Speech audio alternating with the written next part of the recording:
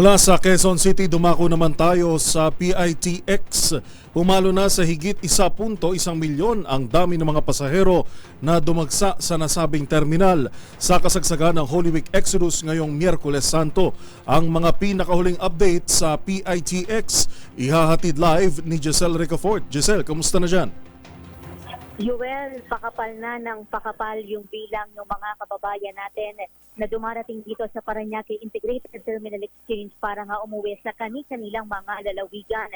Higit 1.1 milyong pasahero na yung dumaan dito sa terminal simula Abril 9, pinakamarami yung naitala kahapon, Martes Santo na may higit 178,000 mga mananakaya.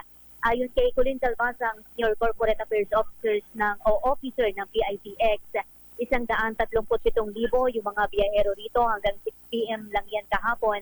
Habang hanggang kaninang alas 11 naman ng umaga, mahigit 153,000 na mas mataas sa parehong oras sa mga nakalipas na araw.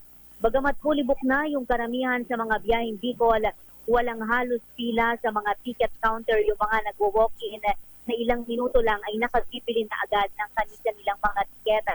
Ayon sa dispatcher na si Mark Ilar, mamaya pang alas 5 ng hapon o alas 6 ng gabi, pinakadagsa yung mga biyahero dahil maraming may trabaho pa rin hanggang mamaya at hapon lamang pauwi sa kanilang lalawigan. Wala na rin daw yung 3 oras na delay sa ilang biyahe o dating ng mga bus mula sa Bicol. May ilang bus line naman kagaya ng JBH Transport at RU Diaz. Yung maluwag pa ang schedule ng mga bus nila na walang aircon, partikular yung mga biyaheng Pilar Sorsogon, Pio Duran Albay, Sorsogon City, Sorsogon, Tabaco City Albay, gayon din sa Tiwi Albay. Ngayong araw inaasahan yung peak ng mga pasahero dito sa terminal na tinatayang higit sa 200,000 at sa kabuuan nga ay 2.5 milyon yung mga biyaherong daraan dito sa buong mahal na araw hanggang sa pagbabalik nila dito sa Capital Region. Halos 150 tauhan ng MMDA Road Emergency Group yung nakaposte dito sa loob ng PITX para tumugon sa mga kababayan natin na mga ngailangan kung sakali ng atensyong medikal. Wala pang naitatalang emergency o anumang untoward incident dito sa terminal. Pakinggan natin yung ilang bahagi ng ating nakapanayam. Sa pagkuha po ng ticket, hindi naman ako nahirapan kasi hindi naman siya kahit na walk-in, okay naman, ayos naman ang nila sa papuntang Sorsogon kasi pila. Kaya naman po kasi nauunahan talaga ng ticket. Mag-alibok na yun.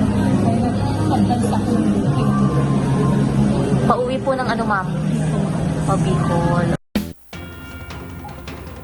Mula dito sa PITX na halos hindi na mahulugan ng karayom itong pinaka-entrance ng mga kababayan natin na patuloy yung bukso, yung dating pauwi ng lalawigan.